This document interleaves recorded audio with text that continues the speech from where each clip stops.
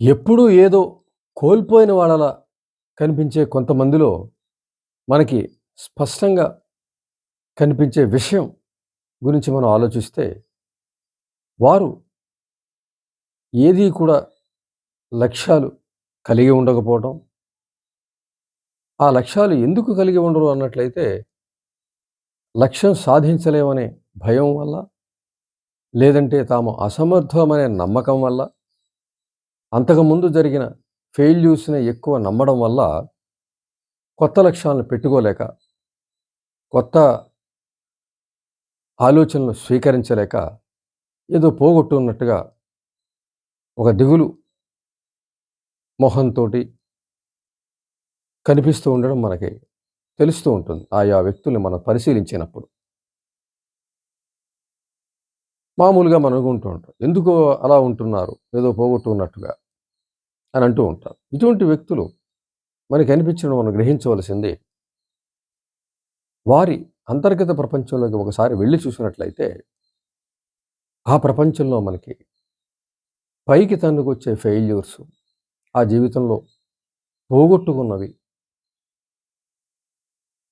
సాధించలేనివి, ఎంత ప్రయత్నించినప్పటికీ కూడా అవి చేరుకోలేనటువంటి కలలు కావచ్చు, కోరికలు కావచ్చు.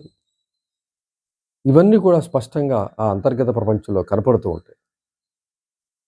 అంటే వారి ప్రయత్నాల విఫలము, అలాగే దాని ద్వారా పెరిగిపోయే అసమర్థత, దాని ద్వారా పెరిగిపోయే నిరాశ, నిస్పృహలు ఇవన్నీ కలిసి మనిషిని ఏదో పోగొట్టుకున్న వాడిలా కనిపించేలా చేస్తాయి. అంటే దీనికి మొదలు ఆరంభం ఎక్కడ? బాల్యమా? అనేది మనం ఖచ్చితంగా ఆలోచిస్తే బాల్యమే అనే సమాధానం మనకు దొరుకుతుంది.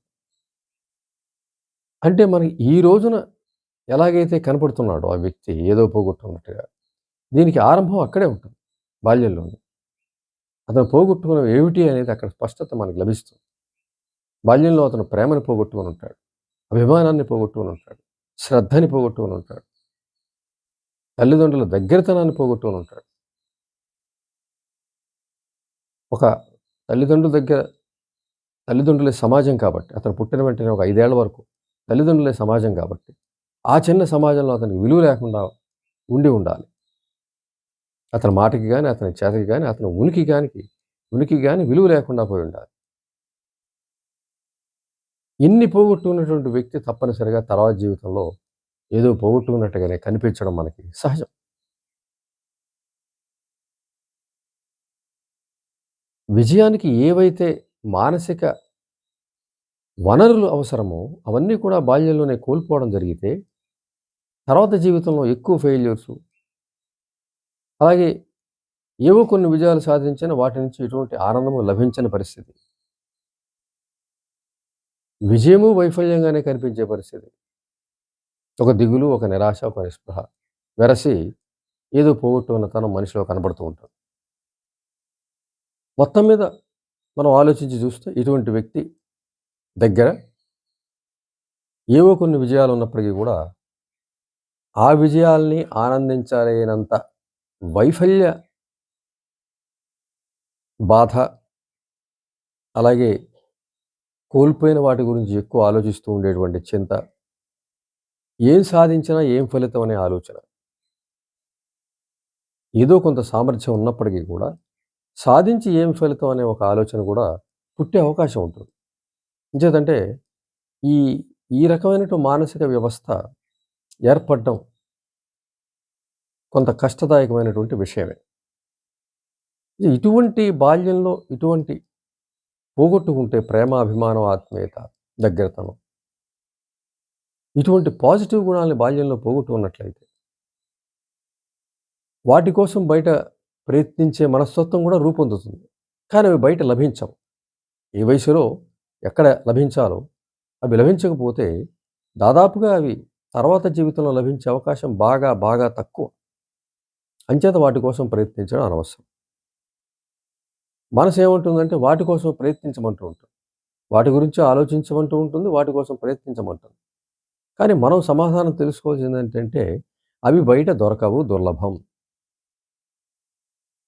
100కి 99% దొరికే అవకాశం లేదు. 1% మాత్రమే ఉంది గాబట్టి, 1% కోసం ప్రయత్నించడం అన్నది గూడా అంత మంచిది గాదు. అయితే ఏదో పోగొట్టుకున్న ఈ బాధ నుంచి, ఈ వ్యక్తిత్వం నుంచి మనల్ని మనం కాపాడుకోవాల్సిన అవసరం తప్పనిసరిగా ఉంది. ఏవైతే మనకి లభించలేదో బాల్యంలో, అవన్నీ గూడా ఇప్పుడు మన స్వీయ బాధ్యత అని ఒకే ఒక్క మాట ఆలోచించాలి. బాల్యంలో అది తల్లిదండ్రుల బాధ్యత. వారు నిర్వర్తించని కారణంగా, తెలిసి గావచ్చు, తెలియక కావచ్చు, ఎలాగైనా సరే మొత్తానికి జరిగింది గాబట్టి, అవి కోల్పోయాం గాబట్టి, ఇప్పుడు ఏదో పోగొట్టుకున్న తనానికి అదే కారణం కాబట్టి, వాటి గురించి ఆలోచన మాని, ఇప్పుడు అవి అందించే క్రమంలో మనం చర్యలు చేపట్టవలసిందే. బాల్యంలో ఏవైతే పోగొట్టుకున్నామో వాటన్నిటిని ఒక లిస్టు రాసుకొని, వాటిని ఇప్పుడు మనకి అందించాల్సిన పరిస్థితి ఉంది. తప్పనిసరిగా ఉంది. ఇప్పుడున్న స్థితిలో ఎంతో కొంత ఆర్థిక స్థితి బానే ఉంటుంది. ఏదో కొన్ని విజయాలుంటాయి. ఆ విజయాలు ఆనందం ఇవ్వలేని పరిస్థితి ఉంటే ఉండొచ్చు. విజయాలుంటాయి. ఇవన్నీ గూడా పాజిటివ్‌గా మనం తీసుకొని వాటిని కూడా బుక్‌లో రాసుకొని, మనలో ఉన్నటువంటి ఏదో పోగొట్టుకున్నాం అనుకున్న విషయాలను కూడా పక్కన రాసుకొని, ఎలా తెలుస్తుందంటే ఇతరుల నుంచి మనం ఆశిస్తూ ఉంటాం. ఇతరుల అభిమానాన్ని ఆశిస్తూ ఉంటాం. శ్రద్ధను ఆశిస్తూ ఉంటాం. ఎక్కడికెళ్ళినా గుర్తింపు ఆశిస్తూ ఉంటాం. ఎవరన్నా కొద్దిగా పలకరిస్తే మనకి చాలా సంతోషంగా ఉంటుంది. ఇవన్నీ కూడా మనకి పోగొట్టుకున్న విషయాలుగా మనం భావించి అవి రాసుకొని, అలాగే మనలో ఉన్నటువంటి పాజిటివ్ లక్షణాలేమిటి, శక్తులేమిటి, స్ట్రెంగ్త్స్ ఏమిటి అనేది ఓ పక్క రాసుకొని, వాటి మీద మనసు పెట్టి మనం కృషి చేసినట్లయితే, మనసు బలోపేతం అవుతూ ఉంటుంది.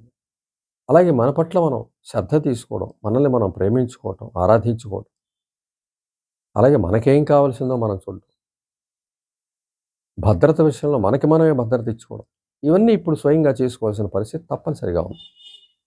ఏదైతే పోగొట్టుకున్నామో వాటిని మనకి మనం తప్పనిసరిగా పెంచుకోవాల్సిన అవసరం తప్పనిసరిగా ఉంది. జీవితాన్ని అలా ఉదాసీనంగా ఏదో పోగొట్టుకున్న వాళ్ళ కనిపించే విధంగా ఉండడానికి వీల్లేదు. ఏవైతే మనం లిస్టు రాసుకున్నామో, ఏవైతే పోగొట్టుకున్నామో అవన్నీ మనకి మనం అందించుకునే పరిస్థితి ఉండాలి. మనల్ని మనం ప్రేమించాలి, గౌరవించాలి, విలువించుకోవాలి, శ్రద్ధ వహించాలి. ఇవన్నీ కూడా బాల్యంలో లభించలేదు కాబట్టి, మనకి ఇచ్చుకునే పరిస్థితి పెట్టుకొని తీరాలి. ఆ తర్వాత మనలో ఉన్న చిన్న చిన్న విజయాలు గానీ, పాజిటివ్ విషయాలు గానీ, వాటిని ఆనందించే మనస్తత్వాన్ని రూపొందించుకోవాలి. అవి రోజు చూస్తూ ఉండాలి. పాజిటివ్ గుణాలను, చిన్న చిన్న విజయాలు ఓ బుక్‌లో రాసుకొని, వాటిని ప్రతిరోజు చూస్తూ ఉండాలి. చదువుతూ ఉండాలి. ఎంజాయ్ చేస్తూ ఉండాలి. విజువలైజ్ చేసుకుంటూ ఉండాలి. అవన్నీ మనశక్తిగానే నమ్ముతూ ఉండాలి. సాధారణంగా అశక్తుడు ఏం చేస్తాడంటే, ఆ విజయాల్ని వేరే అదృష్టానికో, వేరే వాళ్ళ దయకో, వీటికో ఇలా ఆలోచిస్తుంటారు. అది తప్పు. మనం సాధించే చిన్నదైనా, పెద్దదైనా అది మన విజయమే. మన శక్తే, మన యుక్తే. ఇలా ఆలోచించి వాటిని ఉద్ధరించుకోవడం ద్వారా తప్పనిసరిగా మానసిక వ్యవస్థలో మార్పొస్తుంది. తర్వాత మనం ఏవి పోగొట్టుకున్నాం అనుకుంటున్నామో అవన్నీ మళ్ళీ మనం ఇచ్చుకునే పరిస్థితిని మనం తెచ్చుకోవాలి. ఈ రకంగా స్వీయ శ్రద్ధని 100% తీసుకొని కృషి చేసినట్లయితే తప్పనిసరిగా ఆ పోగొట్టుకున్నవి మళ్ళీ దక్కే అవకాశం ఉంటుంది. ఆ ఏదో పోగొట్టుకునే కనపడే మనిషిగా గూడా మనం మారచ్చు. అన్నీ ఉన్నట్టుగా, అన్నీ మనకి సమకూరినట్టుగా, ఎందుకంటే మనమే సమకూర్చుకుంటాం కాబట్టి. ఆ రకమైనటువంటి కళ గూడా మన శరీరంలో చేరుతుంది. మనప్పుడు చూసి ఎవరు అప్పుడు ఏదో పోగొట్టుకున్నట్టుగా కనిపించం. అన్నీ ఉన్నట్టుగా కనిపిస్తాం. తర్వాత మనలో ఉన్న పాజిటివ్ గుణాలను ఉద్ధరించుకుంటూ ఉంటాం. వాటిని పెంచుకుంటూ ఉంటాం.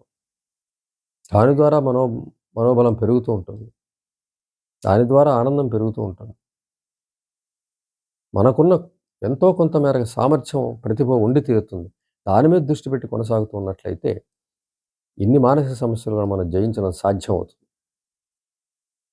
తప్పనిసరిగా వ్యక్తి స్వీయ బాధ్యత వహించి, వీటిని పోగొట్టుకోవాలన్న కృషితో చేసినట్లయితే, ఏదైతే పోగొట్టుకున్నాడన్న భావాన్ని పోగొట్టే కృషిని కొనసాగించినట్లయితే, సీరియస్‌గా చేసినట్లయితే, 100% ఇది స్వీయ బాధ్యతగా తీసుకొని చేసినట్లయితే, ఎందుకంటే ఇతరులు అశ్రద్ధ వహించారు. ఇప్పుడు నీకు అవకాశం లేదు. నువ్వు శ్రద్ధ వహించాలి. ఇతరులు ప్రేమించాల. ఇప్పుడు నిన్ను ప్రేమించుకునే పరిస్థితి వచ్చింది. దాన్ని నీ చేతుల్లో ఉంది కాబట్టి తప్పనిసరిగా నువ్వు వాటిని ఖచ్చితంగా, ఖచ్చితంగా, ఖచ్చితంగా అమలుపరిస్తే తప్పనిసరిగా ఆ బాధాకరమైనటువంటి వ్యక్తిత్వం నుంచి తప్పనిసరిగా బయటపడొచ్చు.